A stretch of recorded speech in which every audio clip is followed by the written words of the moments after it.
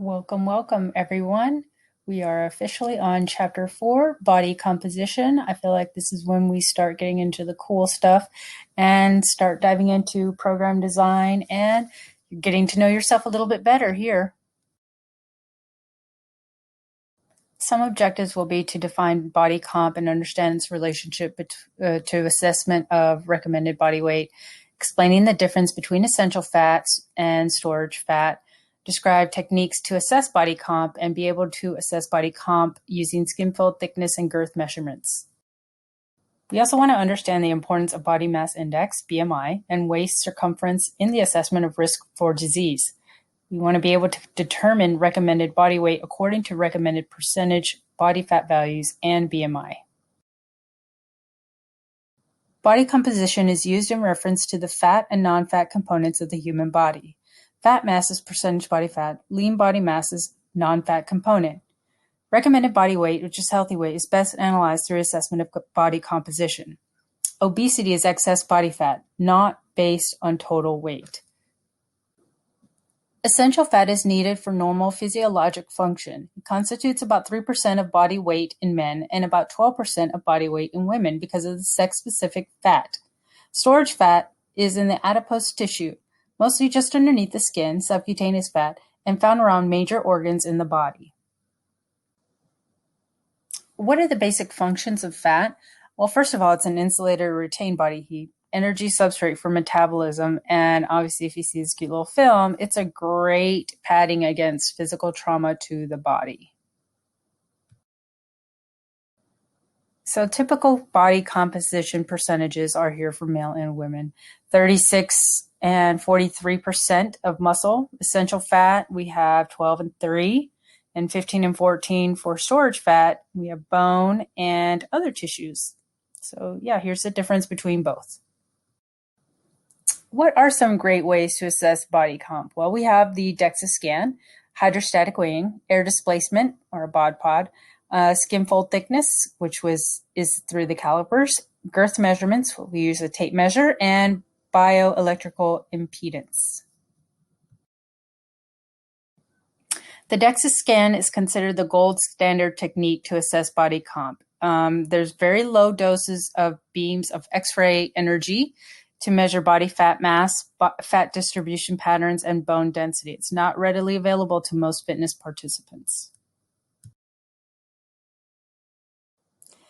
The hydrostatic weighing is the most common technique used in determining body comp in exercise phys labs.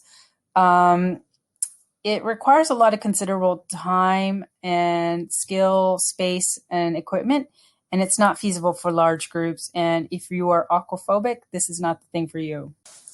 Air displacement uses the bod pod to estimate volume of the body. It's computerized pressure sensors to determine the amount of air displaced by the person inside the chamber. It compares favorably with hydrostatic weighing and is easy to administer. It's expensive, though, and not yet tested with population-specific groups. Skin fold thickness, based on the principle that the amount of subcutaneous fat is proportional to the total body fat. It's administered using skin calipers that measure, in millimeters, a number of folds on the right side of the body. So it's administered using pressure calipers that measure, in millimeters, a number of folds. We have the 3 areas for men and women, and some of the considerations are it's quick, simple, and inexpensive, and it provides a great estimate of body comp. Girth measurements are administered using a measuring tape to assess the circumference of various body parts. There are the 3 sections for the women and 2 for the men. It may not be valid for athletic individuals or for people who can be classified visually as thin or obese.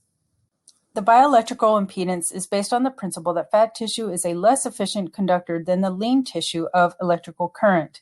It comes in a handheld instrument or standing bathroom scale forms. They're simple to administer, but accuracy is very questionable.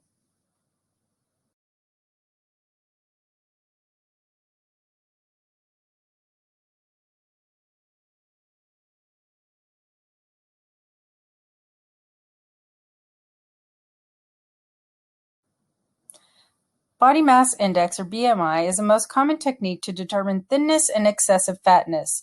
It incorporates height and weight to estimate critical fat values at which the risk for disease increases. It does not provide an estimate of percentage body fat.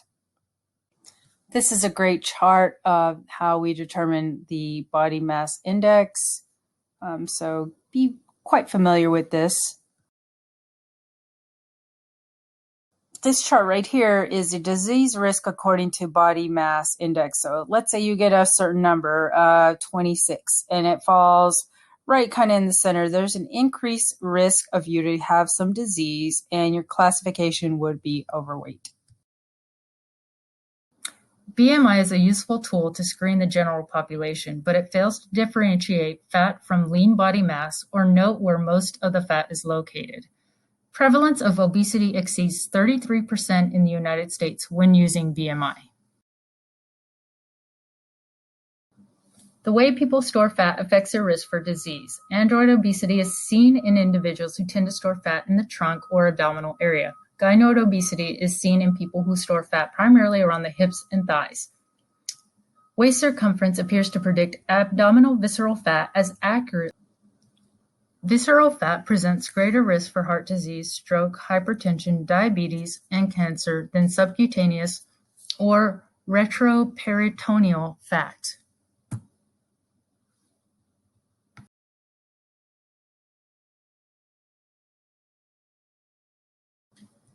The waist-to-height ratio is a better predictor of health outcomes, including multiple coronary heart disease risk factors, than BMI or waist circumference. It discriminates between individuals of different heights because it takes height into account, thus it is more accurate across ethnicities. The waist-to-height ratio provides an early warning sign of potential risk for disease and morbidity, including in children and low-income populations where more specialized tools may not be available. This may empower healthcare practitioners to intervene before the onset of disease and prescribe positive lifestyle change. Ashwell-shaped chart provides you a great example of maybe where you are. So try this out, find out your height and your waist measurement and see what category you fall under.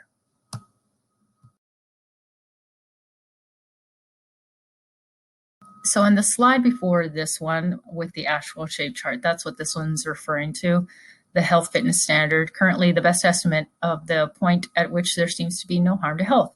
Mortality rate is higher for obese people. Some evidence indicates mortality rate is also higher for underweight people.